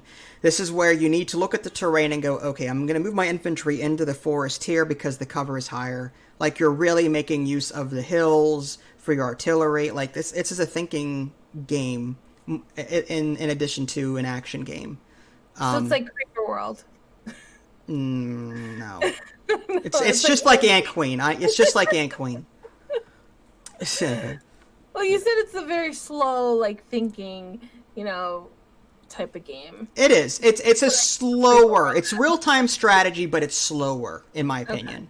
It's not one of those instant gratification things where things happen and units die instantly. You're going to have situations where infantry regiments are going to be shooting at each other for 10, 15 minutes sometimes, depending on what speed you have it on. Is this similar to They Are Billions in that sense, or no? No. They Are Billions, again, is more instantaneous, whereas this game is, again, this is more grand scale. Okay. So, I don't know. Like, and the weapons back then weren't as accurate either. So, half your shots are going to miss or whatever. So, yeah, I really enjoy... There is Ultimate General Gettysburg, but the missions were scripted. I like Civil War because you get to actually customize your units in between each mission, build up your forces along the way. The only thing I didn't like about it was the AI scaling in this. Like, no matter what difficulty you put it on, sometimes the enemy would scale based on how well you were doing. So the more units that you bought, the more units they bought. So it was like a inflated difficulty based on how well, and I didn't like that. I wanted a static, well, if I'm doing well, then I should be able to just walk all over the enemy for the next 3 games or whatever. But that's not the case. The game was like upping the difficulty as I was doing better. And I don't like that scaling level of difficulty, in my opinion. But this game is fantastic. I play this as often as I can. And I recommend it for any kind of real-time. If you like real-time strategy games, but something slower paced, and you like where terrain matters, placement matters, it's not enough just to bring a bunch of units and fire at the other guys. It's about flanking, moving your skirmishers to harass the enemy, or getting your artillery close enough to shoot at the enemy, but not close enough to get hit by stray shots that are meant for other army regiments. So yeah, I love it. I can't say enough good things about this one. So cool. Yeah, you have never played it, so I can't really say a lot because I've never played it. Is this something you would play or no? I don't know, honestly. It doesn't off the bat. It looks like something I probably wouldn't play, but I would totally play it just to see if it would surprise me and I would like it. Okay. Makes sense. What was your number 3? Dying Light. Dying Light. We talked about Dying Light before. What about Dying Light did you like the most? I love it because it reminds me of both Skyrim and Mirror's Edge combined with zombies. A lot of parkouring, that's for sure. Yes, and I love that. I love it because you can just get out of the zombies' way if they're running after you, unless they're night zombies, then no. Yeah, this game is very melee heavy. But yeah, like you said, the nighttime is scary. Like if nighttime falls and you're out and you're not near a base or anything like that, and then you see your mini map and the cones popping up where those stalkers are, whatever they're called. That's scary because they are like really fast and really strong. Yeah, it's fun though because it gives you that anxiety-inducing feel. There are guns. There's not. It's a lot. Oh, there are guns. Just it's not a focus though. There's not a focus on guns. It's like Dead Island where melee seems to be more of a priority than. It's not like Left 4 Dead where you're gunning things down all the time. Well, I wouldn't say that only because once you get guns, then you're basically unstoppable. Really? But it's hard to get. But how much ammo? What about? Is it easy to get ammo? It is easy to get ammo because you can sell all the things that you find in the environment to buy ammo from the traders. So guns are so OP in this game, but melee is just more fun to use because there's so many combos that you can do, and I think this game excels in combo stuff. But if you get a gun, I mean, you're unstoppable, I think. Okay. Mm-hmm. I liked playing this. Sometimes I found it too difficult or like there are some parts that were like frustrating. Like being in a very tight, closed space and being forced into that in order to advance that part. Or trying to figure out, how do I get from here to here? Oh, I have to jump up here, then parkour over here, then jump over this.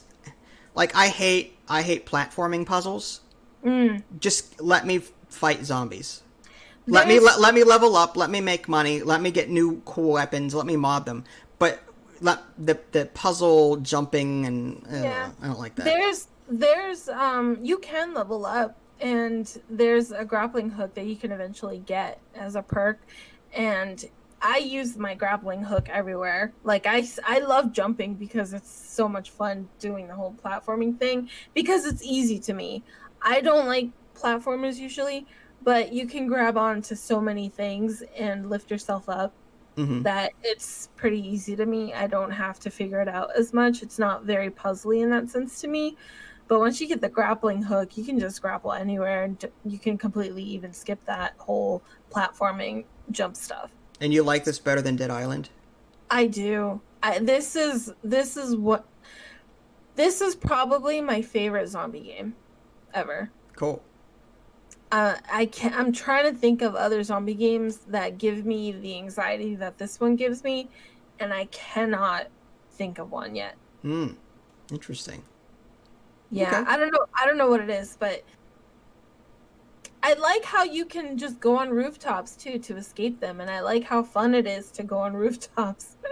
Yeah, I mean, you can't do that in Dead Island, that's for sure. Like, you can't just freely climb all over the place. Like, it's like an Assassin's Creed and zombies things, you know what I mean? Yeah, it's unfortunate. I've never played Assassin's Creed. I would love to, but yeah, I liked Odyssey, that's for sure. I'd play that one first if you decide to play one. Nice. Is it a lot like The Witcher? Kind of, sort of. Oh, okay. The Witcher is a little different in terms of story setting, and like, you've got different weapons for different enemy types. Like, one sword that you have is for humans, and one is for like creatures. Like, okay. But I've not played The Witcher. Like, I want to play The Witcher 3 more. I have 10 hours in it, 12 hours in it, but I'm not as invested in that lore because I've not really remembered what happened in the first two. Like, I've never played the first two, but The Witcher 3 as like an RPG is kind of fun. So it's a game I want to get back into, but again, time. Yeah, that's the unfortunate thing, huh? Yeah, unfortunately. So that was number 3, was it? Okay. We are on number 2. Okay. So on the lines of zombies, State of Decay 2.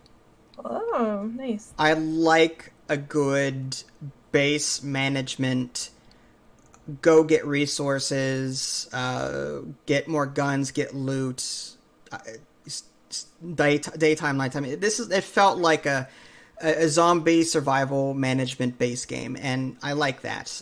The first one was good. Especially, there was the breakdown DLC where it was the same map, but you kept going from map to map to map, and it got harder. This game has that kind of sorta, and there's like 5 or 6 different maps that you can choose every time you advance. There's even prestiging. You beat the game as a leader, and you take that boon into the next playthrough with you. There's all sorts of cool things that you can do in this game. There's co-op. Again, you're managing a base in terms of food. There's medicine, ammo, fuel. You get different vehicles. You have a radio so you can call in air support from different things. I don't know. It's just, I really enjoy a good base game, like a good base management game. And I like the post-apocalyptic setting. And this is a good one, I think. I can't wait to see what they do with State of Decay 3, honestly. But what did you think of State of Decay 2? I love this game. It's one of my favorite zombie games. I hate the inventory space that we have, though. I love that it's unlimited at the base, but the amount that we have to carry back is just so small. It's ridiculous. Yeah, the cars typically hold anywhere from 4 to 8 items, usually 6 on average. And your backpack on average holds roughly 8. And then you've got pockets. There are some characters that have extra pockets. So you can hold at most like 10 things, maybe 12 things.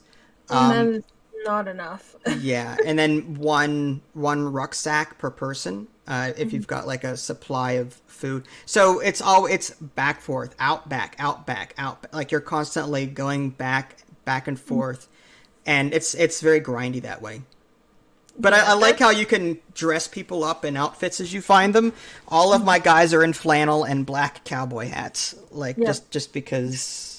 That's just me. I don't wear that in real life, but if I could get a fedora, like an Indiana Jones fedora, and wear that all the time and with flannel, I totally would. That would be awesome. So you prefer fedoras over the Western hats? I like both. I like both, honestly. But yeah, I'm not about to go to J.C. Penney's anytime soon to look for fedoras. It's not a priority right now. I'm just saying in this particular time. But you would play this. I mean, you have a playthrough right now, don't you? Yeah, I love State of Decay 2. I think that the first one had that nostalgia feeling, obviously. But with Lily and yeah. Yeah, I think it had better controls. The cars did not blow up as fast as the one. In the first one, you actually had you had a structure. Like when your base, you can put rooms in your base. In the first one, there was like a garage upgrade. And if you got a mechanic, a person that was a mechanic, they would auto repair your cars in the parking spaces. That was so useful. This game does not have that. You have to find these stupid repair kits. Toolkits. I hate that. I just hate how flimsy these cars are. Like, they blow up way too easily. You can't even have the enjoyment of smashing into zombies as much as you want.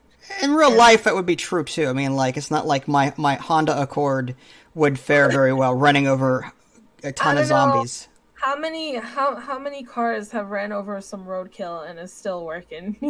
Well, roadkill is different from a 200-pound zombie. I'm just saying. Hit a deer and then But this is also fantasy, I know. It's not video games that don't have to be exactly like real life, but I get what you're saying. Have you ever had an upgraded car with like spikes? Have you ever managed to upgrade your car like that? No. No, I heard that once you do that, they have like 50 more durability or something like that. Well, the one car that I call down all the time as part of like the pre-order pack has spikes along the outside. It's like this Buick, this large tanky Buick, whatever, and it has spikes. It's really powerful. Yeah. See, I want like 20 of those. Okay. So eventually. You call that in with your influence points or whatever. Yeah. Mm-hmm. But I mean, it's a fine game. I'm just sad that they did a few things that I don't know, that kind of downgraded from the first one. The whole in the first one, when you had people requesting for your help, they were far away, and if you couldn't get to them in time, it really wasn't a big deal. In State of Decay 2, if you can't get to them in time, you almost get punished for it. Like the faction, they turn hostile or they leave the map. Oh, I guess you didn't care about us, so we're out of here. Yeah. Yeah, it was kind of frustrating. It was kind of depressing, and it was really annoying how often it happened. State of Decay 1, it didn't often as happen. It didn't happen as often. Wow. My dyslexia.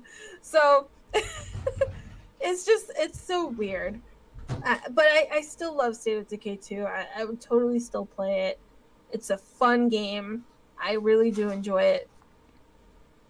The difficulty? They've added difficulty settings lately. Yeah, so now there's multiple difficulty settings. I played it on whatever the default was when I first started playing it. So it doesn't bother me. I find it easy, but only because I know what I'm doing. Yeah, like it's not as difficult, except when you're playing Daybreak, the Daybreak Tower Defense. Oh, that one's hard. That one was really hard. Even with the bots, like they're very accurate, but I can't get past like the third or fourth wave. Yeah, I've played with people, and I think the highest I've ever gotten was like the seventh or eighth wave. We went really, really far, and we got our butts handed to us. But it was really fun. It's a fun game. I like all the rewards and stuff. I don't like some of the events because you lose things permanently, and that makes me really sad. Like if you're working so hard on getting something from the bounty broker, once like your clan runs out or whatever, then that's it. Like if you make a new clan, you can't bring any of that stuff back, and that makes me sad. Yeah.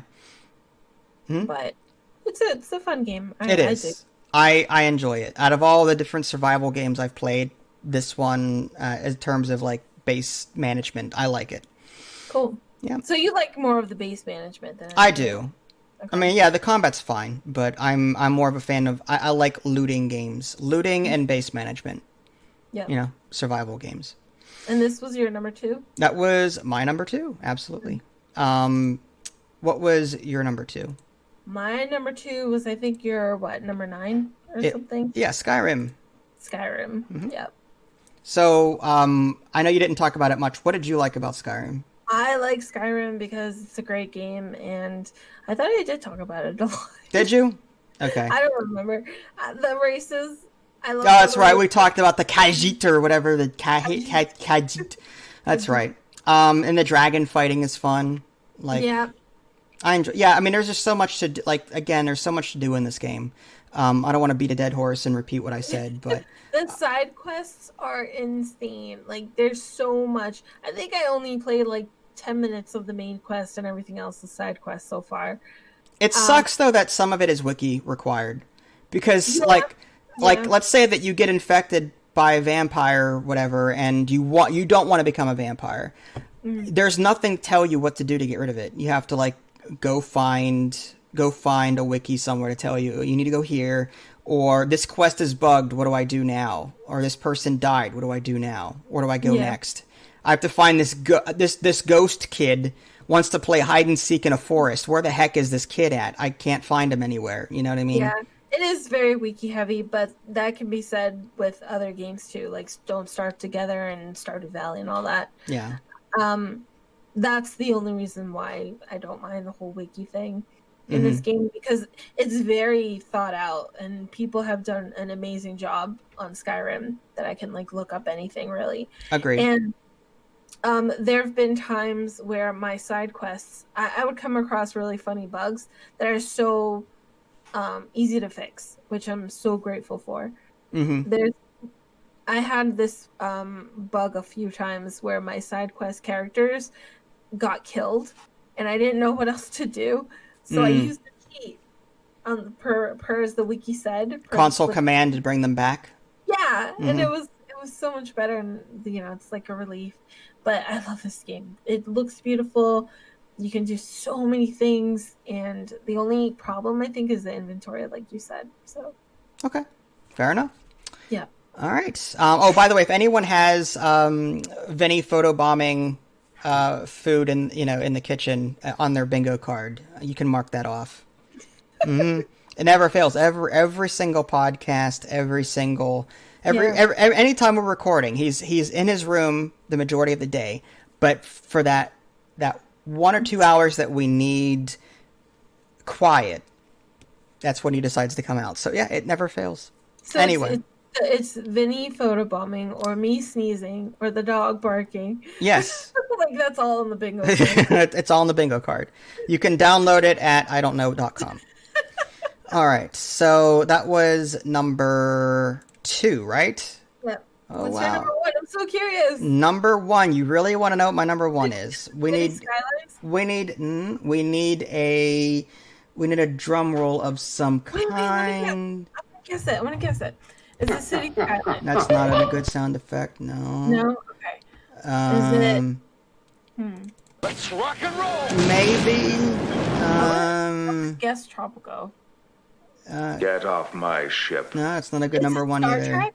Is it Star Trek Rebellion or some sort of Star Wars Rebellion? I guess we'll use that one. I bet it's a Star Wars. I have not heard a word you said. I was too busy looking at sound effects to play. I'm trying to guess your number one. You're trying to guess my number one. Queen. Number one, Ant Queen. No.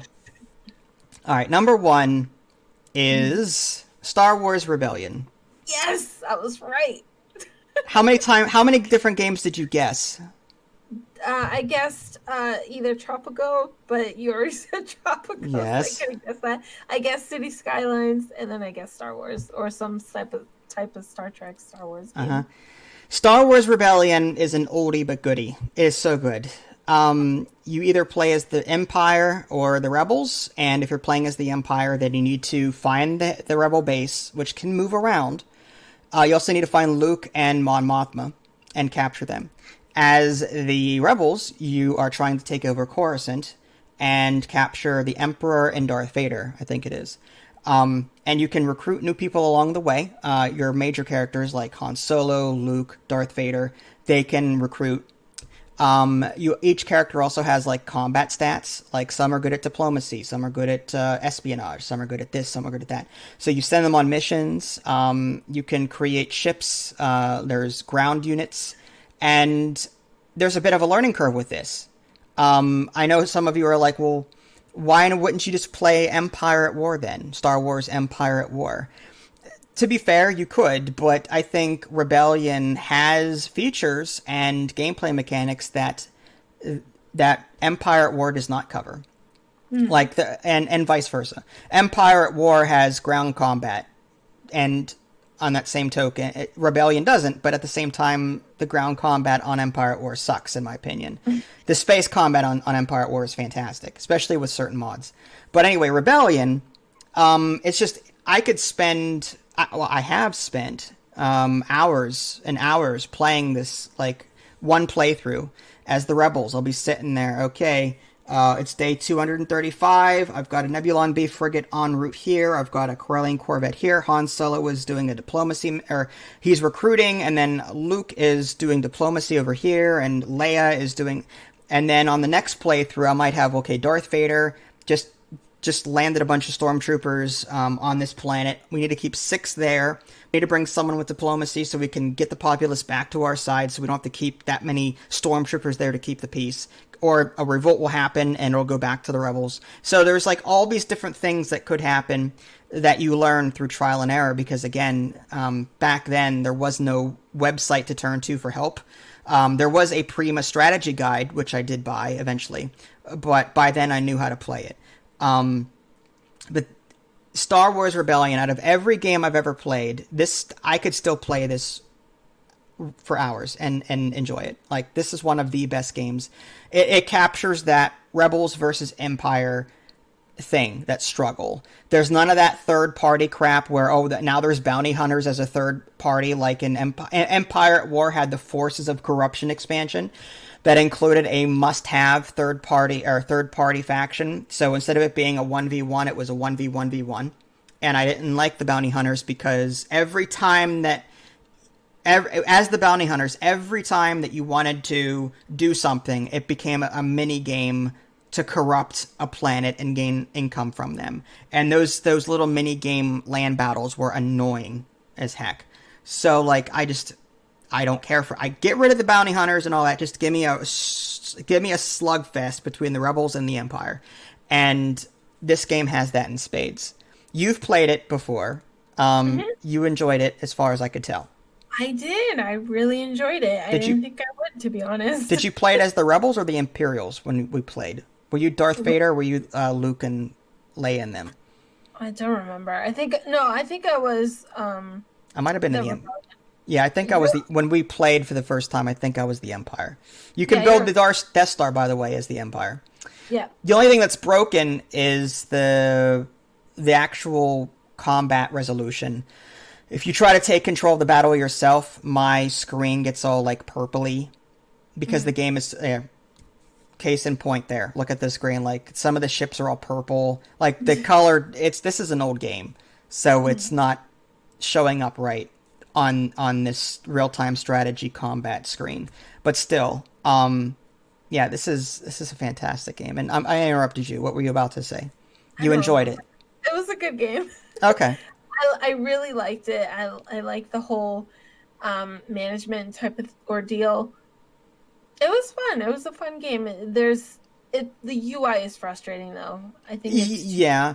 There's a lot of hidden stuff that like you didn't know. Like for example, one refinery plus one maintenance equals, or one refinery plus one mine equals 50 maintenance points, and those maintenance points are needed to maintain your fleet. And the game doesn't really tell you that. So you have to go to Galaxy Overview to see how many mines and how many refineries you have. And then you look underneath the planet, there's dots. There's a red bar, there's a red bar with yellow dots on it, and a blue bar with white dots on it. And you're like, what does this mean? Oh, the red bar is for mines only, and the blue bar is for every other building type, refineries and shipyards and construction yards that you have, and so on. So I just can't believe that you figured all this stuff out. Well, I had a lot of time back then, you know, and I was determined. It was a good Star Wars game. Mm-hmm. I really enjoyed it. I wish that they made this game again, but with a much easier... Give me the same game with newer graphics. I would be happy as a clam. I really would.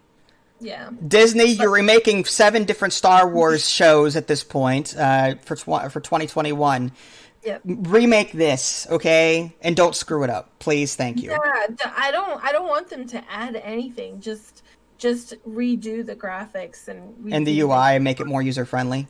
Mm-hmm. Mm-hmm. Agreed. Just make everything else exactly the same, because this is a wonderful game. It really is. Mm-hmm. Well, that was my number 1.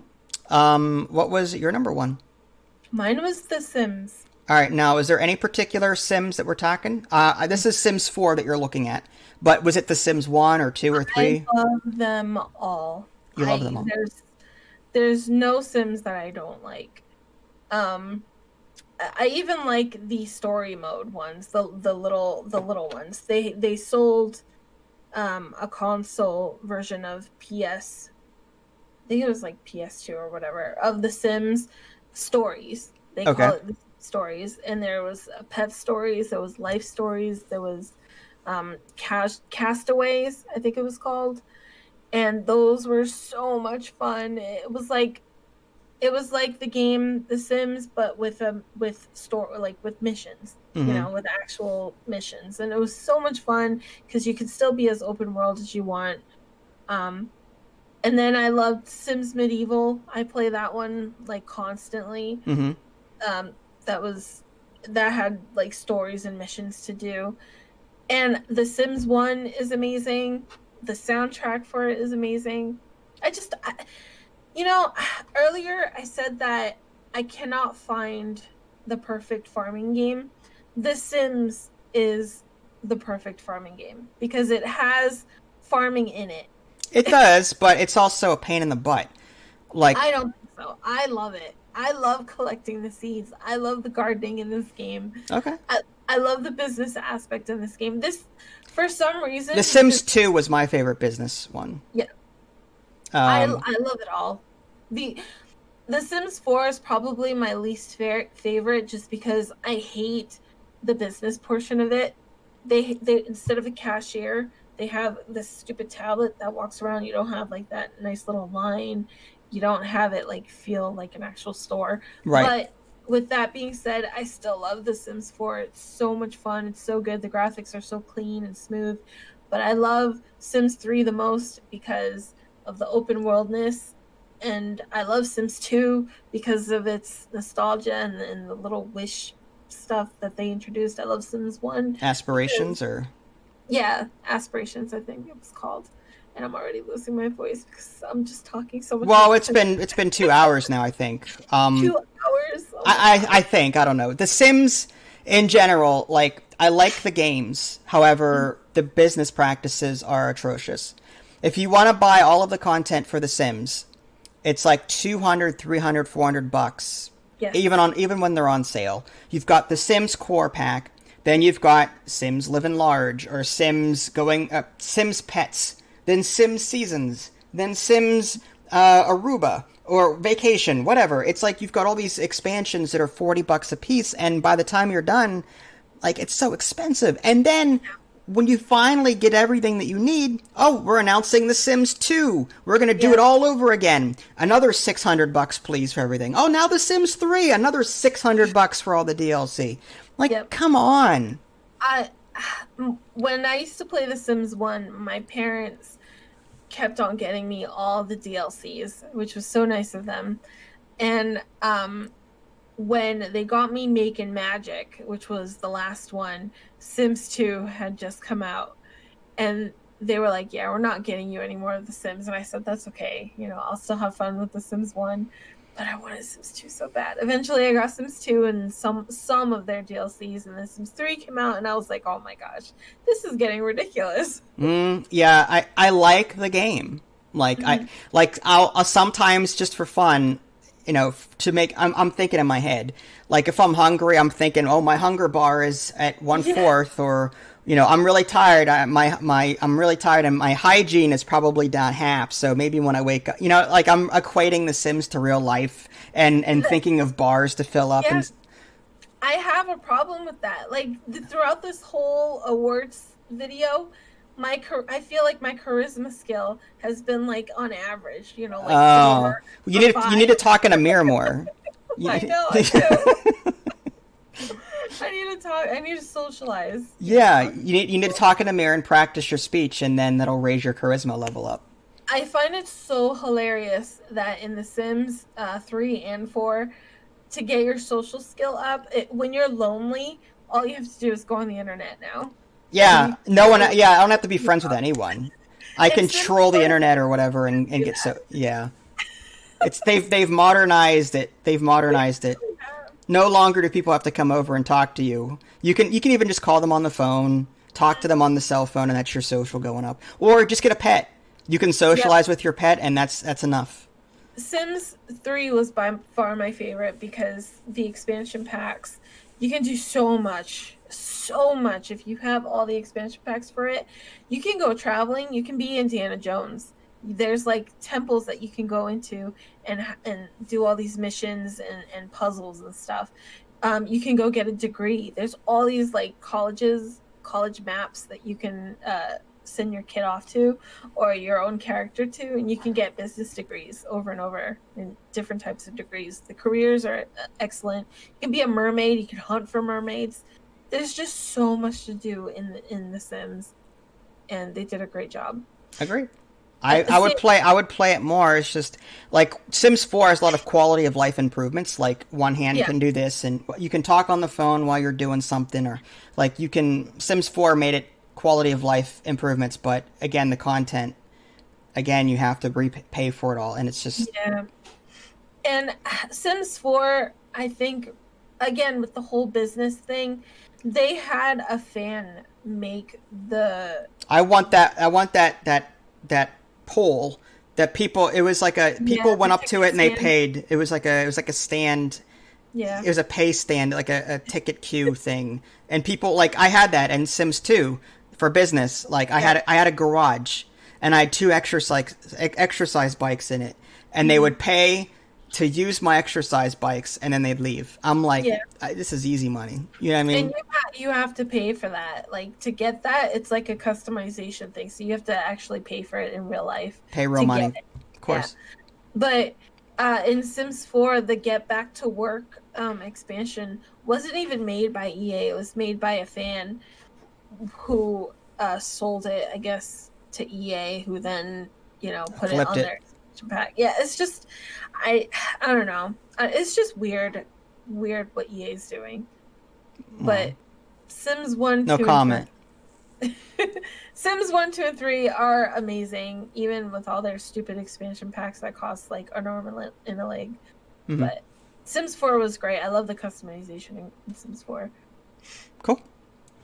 Well, there you go, folks. That was our top 10 video games of all times. And I'm sure if we had an extra week to think about it, we would come up with a completely different list. I don't know. And next year, I'm sure we'll come up with a different one, assuming we do another one for next year. So hopefully you enjoyed this. Were there any quick, I don't know, honorable mentions you wanted to mention before we leave? No, honestly, I couldn't think of any. Well, I had Surviving Mars, City Skylines, Borderlands, Astroneer, Ark, Factorio 7 Days to Die, Forager, Subnautica, XCOM 2, Oxygen Not Included, Raft, Sheltered, Station Flow, The Walking Dead Telltale series, Star Traders Frontiers, and Phasmophobia. Those are all, like, ones that made me think a little bit. But my top 10 were, I try to think of perfect games. Like, perfect games that I probably wouldn't change, or if I did, it would only be one or two things. That was my top 10. Cool. Well, hopefully you guys found this helpful. If you guys haven't already, subscribe to me on Twitch and YouTube. That way you can stay up to date with any new content I'm going to publish. This is Vince and Ida Lee. Thanks for watching, and we'll catch you guys next time.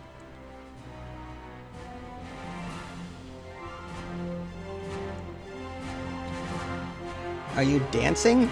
Oh, sorry. I'm doing the little kitten thing that Japanese girls do. And they want to be all cute. They'll be like a kitten.